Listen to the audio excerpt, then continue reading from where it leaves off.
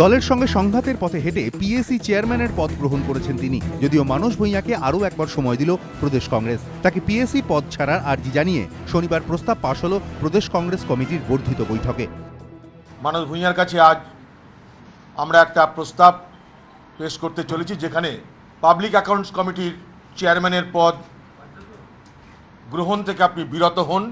উপস্থিত সমস্ত বিধায়কদের সই সিগনেচার করার মধ্য দিয়ে ডক্টর মানস ভূঁইয়ার কাছে পাঠানোর সিদ্ধান্ত হয়েছে। যে প্রস্তাব তাকে দল পাঠাচ্ছে তা নিয়েই বারাণসী থেকে পাল্টা প্রশ্ন তুলেছেন মানস ভূঁইয়া।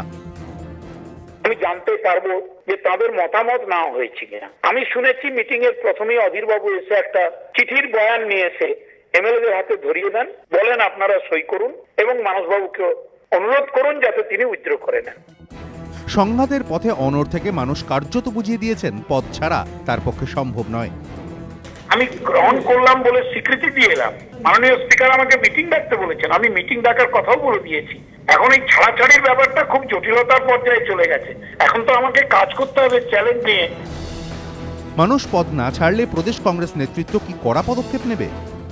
প্রত্যেকটা এমএলএর দাবি যে আপনি একজন সুশৃঙ্খল কর্মী হিসেবে নিজেকে দাবি করে থাকেন, আপনি পদত্যাগ করুন।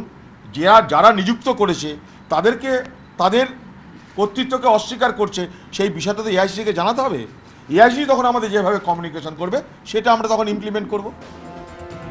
প্রদেশ কংগ্রেস সভাপতি জানিয়েছেন 15 জুলাই প্রদেশ কংগ্রেসের বর্ধিত বৈঠক।